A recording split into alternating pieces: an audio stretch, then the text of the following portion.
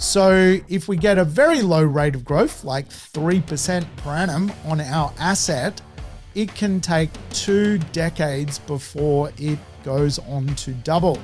Now, I don't know about you, I don't like the sounds of that. So when I go out and shop for real estate, I want to choose real estate which has with it a decent rate of growth of 5% and above.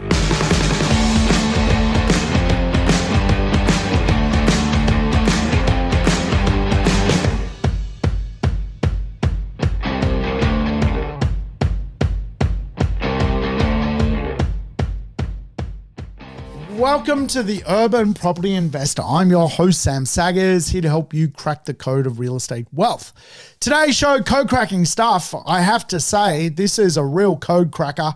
I don't know if this is going to make a good podcast because we're going to dig into one of my Excel spreadsheets. Does that sound fun? All the bookworms are like excited right now. We're getting into the data, the nitty gritty. Everyone else is appalled. Why would we be going into a spreadsheet? Going to dig into my rule of 10 spreadsheet. Yes. What is my rule of 10 spreadsheet? Well, you're going to have to wait until I do my introduction before I explain what the rule of 10 spreadsheet is, because it could be the spreadsheet that answers the ultimate question in real estate. Does that sound riveting? Well, I hope so. Welcome back, regulars. Play the program in double speed. Get your life back. All the episodes I've done are lessons on real estate. So if it's your first time tuning in, wow, you've come to the right property podcast. Today, though, we're going to dig into a subsection of my 4X growth plan. And you guys know my 4X growth plan. I tend to mention it a lot. We can make money from the deal. We can make money from the marketplace, the cycle itself. We can make money from having a property that stands out from the crowd. And of course, we can add value to real estate and choose a great location when it comes to property investment. But property investment is ultimately a game of leverage and time. You're basically putting those two equations against each other. You're going to leverage a deposit. That's going to allow you to purchase a property. That property could be $500,000, $600,000, $1 million. And you're going to allow a defined duration point of time to provide a return to you.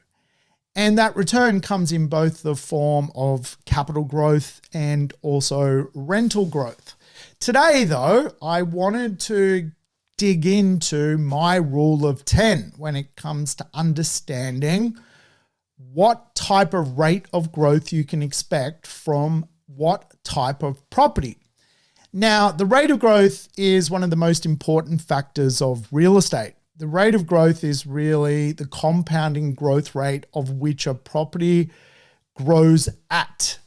By way of example, loose maths, if you had a rate of growth of 10% per annum, your property could actually, in fact, double in 7 years. If you have a rate of growth of 7% per annum, which is considered very, very good, your real estate can double in 10 years.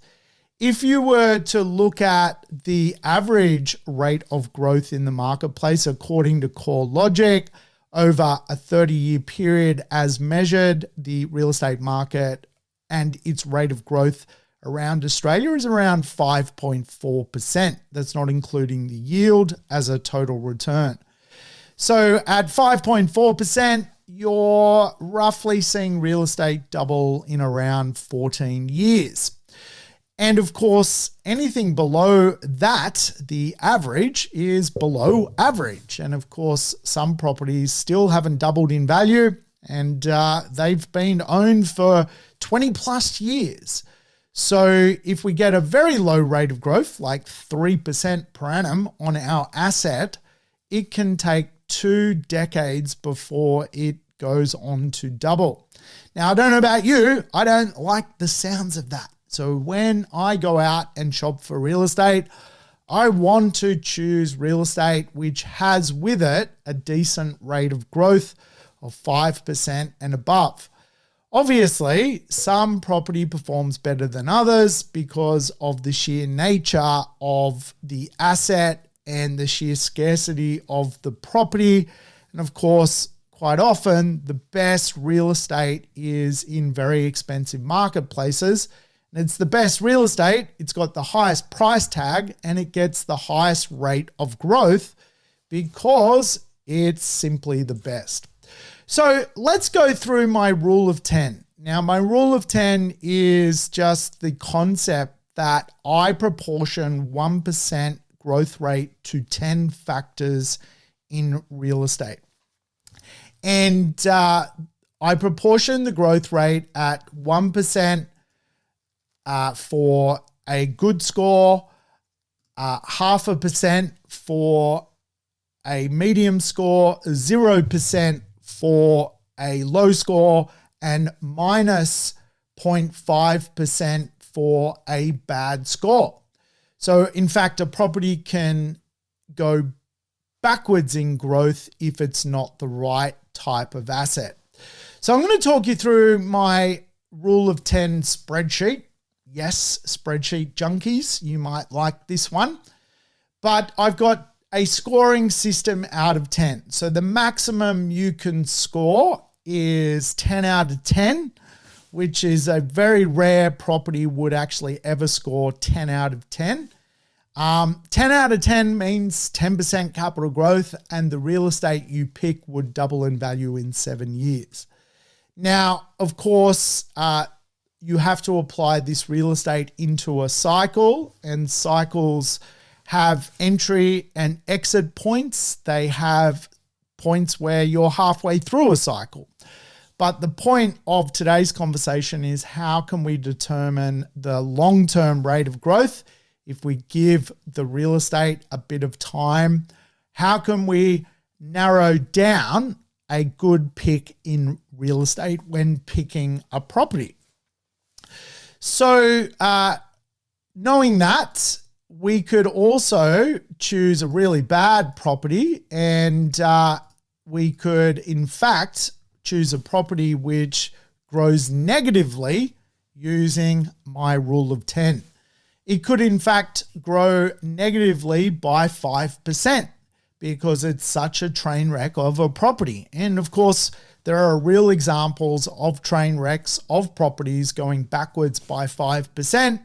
In other words, people basically buy the wrong property and it goes down in value continuously over a period of time. Now, real estate has a defined duration period. A real estate cycle is deemed to be 18.2 years. I like to coach people just to expect real estate to double over a 15-year period, which is roughly about a 5% capital growth rate, if they're an entry-level buyer shopping on a budget. Because obviously you can get a higher capital growth rate if you have a unrestricted budget when it comes to investment. And I do believe today the highest capital growth rates in the marketplace tend to be starting with $1 million price tag. It's just the way it is. Australian real estate is not cheap, and some of the more impressive neighborhoods carry a premium, particularly in our major urban areas. So don't be too disappointed if you feel like you're scoring a medium level score. It's very common for property investors to get a 5 or 6 and sometimes a 7% capital growth rate on their asset. Obviously, if you've got an unrestricted budget, you should be going for those 7% plus capital growth rates. What we don't want is a low score. We don't want a 3% capital growth rate or a minus 1% capital growth rate when we're choosing a property. So my rule of 10 calculator basically allows me to do a quick synopsis on what to expect as a capital growth rate from the real estate being picked in the marketplace. Now, can I prove my rule of 10 calculator actually works? Well, I have put it up against certain properties that have performed historically, and I believe it works. However, it is not a crystal ball, so don't, I don't know. It's not a crystal ball. That's all I can say. But if we go to the factors which I consider when I go through the rule of 10. So the first thing I consider is the city/settlement. This is the first component. Now remember, the maximum score from city settlement is 1%. Now, if I was in a major top 10 city in Australia, I would score 1%, because obviously Australia is a big country, but it has very few places people actually live. So if you can live in or invest in a top 10 city of population density, you're going to get 1%.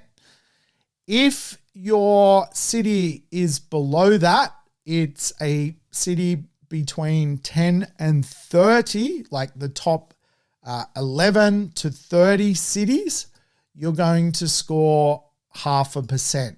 This is your adding to your overall capital growth rate. If you're in a small town which doesn't make the top 30, you're going to get 0 capital growth from city settlement. And if you're in a town of less than 10,000, you're actually, in my calculator, going to go backwards by 0.5%.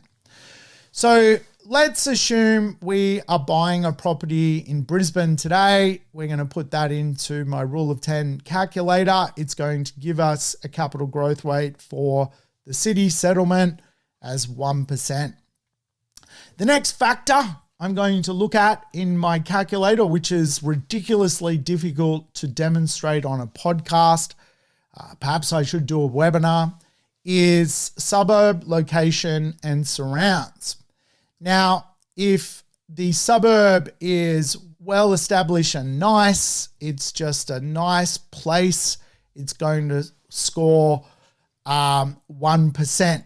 Now, the problem with the calculator is interpretations, because I use my own interpretation, and you might have your interpretation of what is nice. But I think we can all agree there are nice places. They're usually quite leafy. They've got beaches. They've got great cafes. You know the drill, great schools. They're quite affluent. They're nice. They're nice places. They're not high crime, horrible places. So if in the second section, suburb, location, and surrounds, you've got nice, you get 1%. If you've got midpoint, the average, an average suburb, it's good, it's not great, then you're going to score 0.5%. If your suburb's a bit of a dump, you're going to score 0. You're not going to get any capital growth on my calculator. And if your suburb is actually like really bad, like the worst in the city, and it's considered very, very poor appeal as a suburb, you're going to score yourself minus 0.5%. So let's just play the game here. I'm in Brisbane. I'm getting 1% for my capital growth rate for investing in that settlement. Now I'm going to choose a mid-range property because I want to invest around the median of $800,000. I can't afford a really, really nice gun suburb, but I'm going to choose an average suburb, not a below average suburb. And so now the calculator has my capital growth rate at 1.5%. This is, the score is building. So then we're going to go from settlement to suburb to street. Yes, the street. Can the street add a percent to our capital growth rate? Remember, it's a lot of the local factors that determine the rate of growth, what you do at a localized level in the concept of I'm choosing Brisbane, a suburb, a street. So let's consider an average suburb and now let's go to the streets in that average suburb. Every suburb has a nice street presence, streetscape, a midpoint street, a below average street, and a rundown, never own real estate street. So let's if you've got a really nice street presence, you drive down the street and there's old leafy trees and it's wide and it's beautiful, you're going to score 1%. If it's just an average street, it's not a bad street, it's not a good street, it's just really, really typical of Australia, then you're going to score 0.5%. If your street is below average and maybe it's a little bit too much traffic on that street, then you're going to score 0. And let's examine that. Let's say it's a really bad street, like a highway or something. You're going to actually lose a point. You're going to lose 0.5 point. So for today's demonstration, I am going to choose a midpoint street. And I've now added 0.5% to the overall capital growth forecast for this dwelling. So I'm now at 2%. I've got a long way to go to make up some ground when it comes to making sure the real estate is the right real estate to buy. So we've done settlement, we've done suburb, we've done street. Now we're going to do the land or the soil to have another S. And when we're analyzing the land, we can use some concepts. The first and second concept is land to asset ratio or land to free space ratio. Now, a land to asset ratio is just basically a dwelling has good land value that will grow in value, and the large proportion of the dwelling is basically land content. And so if you can imagine the land to asset ratio, if you were buying a property for $1 million and the actual structure, the house, was worth $500,000 and the land itself was worth $500,000, you've got a 50% land to asset ratio. The land to free space ratio is a ratio commonly used when assessing apartments and also townhomes. Apartments obviously don't have as much land as a house, and so when you're buying an apartment, you look at what free communal space is part of the apartment. Maybe it's got a really awesome roof deck, which you get, or maybe the apartment's across the road from a park. It's completely free space. So people in the apartment ultimately have a backyard where they can walk their dog. They've got a lot of open public free space. So we can have 1 point for good land to asset or free space ratio. You can get a 0.5% point for a midpoint land to asset ratio or free space ratio. So 50% being 50% land, 50% build would be considered a midpoint ratio. Below average would be basically the building and its value is basically not providing much capital growth because there is no land value. And unproductive land to asset ratio is really basically the land is worthless. So they're how I scale and rank the position. So let's now choose, again, a midpoint land to asset ratio. Let's, for example, say we're buying a basically 50% land to asset ratio dwelling and score ourselves another 0.5%. So obviously, if we were doing something which had with it a higher land to asset ratio, say 70%, we would get a 1% score. The next scoring mechanism, and I hope you guys are still tuning in because this could be the boringest podcast ever done, is the building, the style and building. Now, let's score style and building. The highest score you can get is 1%, which is modern, functional, and architectural. The second highest score you can get is modern, functional. The third is a 0 score, a tied asset, and the negative score would be a decrepit asset that's going to need capital costs. So modern, functional, and architectural. Let's, for example, say you were buying a Art Deco apartment. It would score very highly as architectural. In the modern world, you can buy a lot of architectural masterpieces as well. So as long as there's some good architecture, you're going to score very, very highly from a capital growth perspective.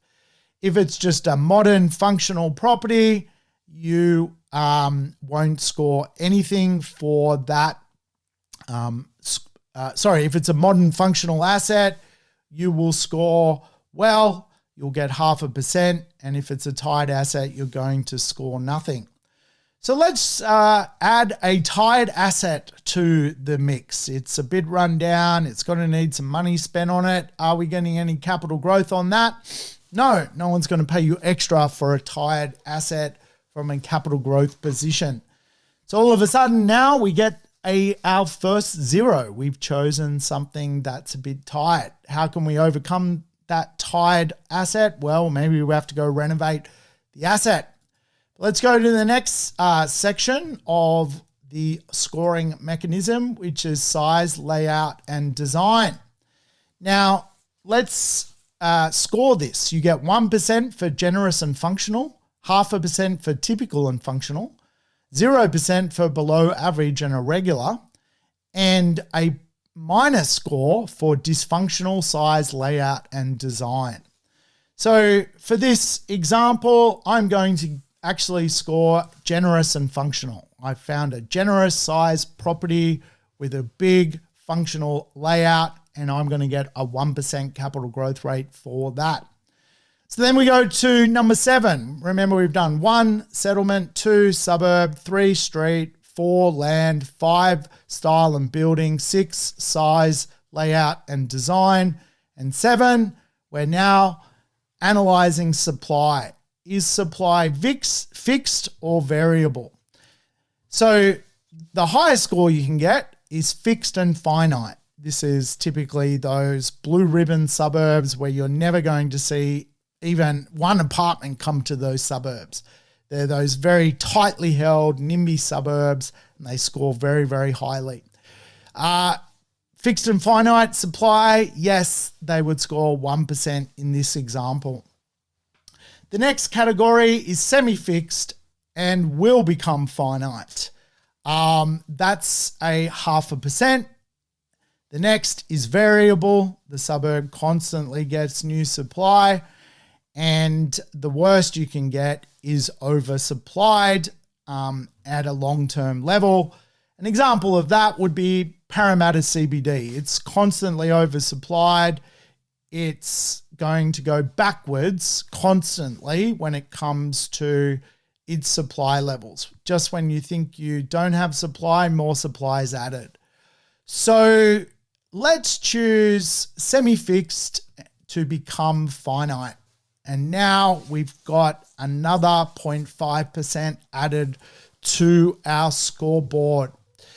So where are we at? Well, currently the asset we're analysing is probable to return a 4% capital growth rate. we need to improve upon this.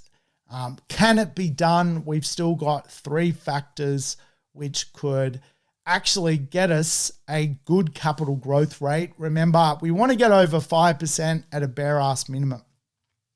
So let's go to the socioeconomic status and safety of the area.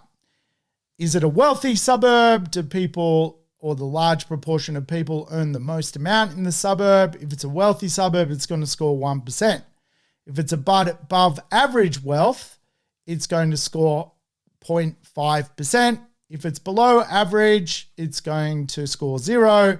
And if it's poor, it's going to lose 0.5%.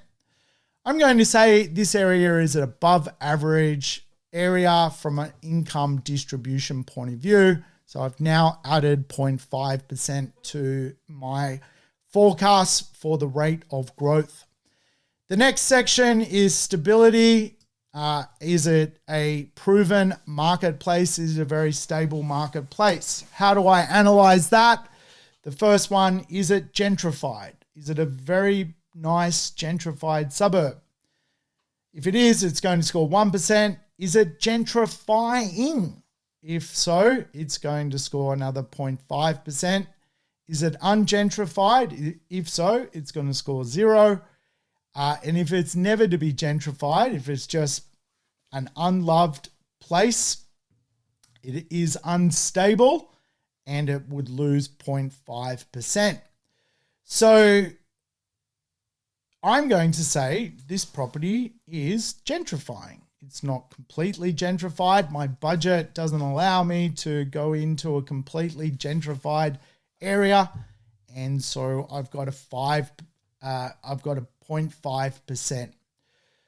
So we've done 9 out of the 10. Now we're moving to the 10th. We've done settlement, suburb, street, land, building, size, supply, socioeconomics, stability, and now we're going to the final factor, which is systemized. Is the place infrastructure rich? Is it typical infrastructure? Is it outdated and lacking infrastructure? Or is it demodernized and never to receive infrastructure, which is a real thing? So I'm going to say this area is infrastructure rich, and that will score me 1 percentage point. Infrastructure rich is it's got schools, transport, roads, cafes, it's got a train line, a tram line, a ferry stop. It's infrastructure rich. It's got a choice of schools. It's got things going for it.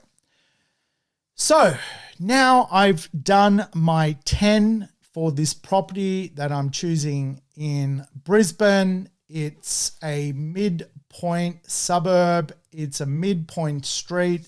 It's a midpoint land asset and free space ratio. It's a tied asset though. It's a generous and functional size property. It's in a semi-fixed and finite, a semi-fixed but what will become a finite suburb. It's got above average incomes but not wealthy people. It's not gentrified, but it is gentrifying and it is infrastructure rich. What is my factors of capital growth spit out? What does the spreadsheet reveal from this methodology? The rule of 10 Saga's methodology. The capital growth rate for that asset is 6%, which means the real estate will double in 12 years. I would expect to pay circa $700,000 to $750,000 for an asset like that. That's very, very typical of what investors might end up buying when it comes to if they do their research. Now, if I was to do the same example, and I've done this on some properties which I foolishly bought, I bought a property once in Moree. Now, I don't know if you've ever been to Moree. There is nothing in Moree except hot artesian spring water of which old people basically dip in so their arthritis ultimately goes away. And yes, it is a mecca for old people to feel young again. And I think there's old people sex happening in Moree. It is the geriatric sex capital of Australia. But other than that, there is nothing happening in Moree. Now, if I was to look at an asset I bought a long time ago in Moree and I was to use the same concept, I would go to small town, basically less than 10,000 people. I score minus 0.5%. I bought in a below average street. I score 0. I bought in a below average suburb within Moree. I get 0. I bought a property with below average land to asset and free space ratio. I score 0. I bought a tired asset. I scored 0. I bought a typical and functional floor plan or a below average and a regular floor plan. I bought a townhouse in Moree. Everyone lives in houses. It's a below average and irregular purchase. I bought in an area where there is variable supply. I mean, Moree is surrounded by cotton farms and you can ultimately build forever if you wanted to, if someone would actually ever build. So I'm going to say it's a very variable place. The socioeconomics of where I bought was below average, and the stability or proven, is it gentrifying, is it gentrified, or is it ungentrified, or is it never to be gentrified? I'm going to say it's never to be gentrified. Is it infrastructure rich? No, it is not infrastructure rich. It's really outdated. So basically, when I look at the synopsis of that asset, it scores basically nothing. Nothing. There is no capital growth in that asset. And when I go back and I look at that asset, which I did offload, there was no capital growth in that asset. I bought it and held it for 15 years and made 0 capital growth. So my rule of 10, if I had known that before I bought that purchase, I wouldn't have applied buying that property. Now, obviously, everyone wants the top score. Buy in a major city, a nice property, a above average street with nice presence, a formidable land to asset ratio, a modern functional architectural masterpiece, a generous and functional property, a property where there's a fixed and finite level of supply, only wealthy people live in that neighborhood. It's completely gentrified and it's infrastructure rich. But the sad truth is most people can't afford that asset. If I was to describe that asset, that's a $1.5 million property right there in most places. And so don't be disheartened if you play the game and you get a score of 5, 5.5, 6%. It's just a guide, but it's a good guide. I think it's a great guide. And really what you're trying to do is make sure you, at a bare ass minimum, score above 5% because you know you're picking some of the right characteristics of a property. All right, guys, that's it. That's spreadsheet rule of 10 explained. I hope you have a wonderful day. I'm off and I'm going to do something else. Talk soon. Thanks for tuning in to the Urban Property Investor. To never miss an episode, make sure you subscribe to the podcast on your favorite app or on YouTube. I would love it if you could give the show a rating and share it with your friends and family. In between episodes, you can always keep in touch with me by connecting on social media over Facebook, Instagram, or LinkedIn. Until we meet again on the next episode of the Urban Property Investor, take care and bye for now.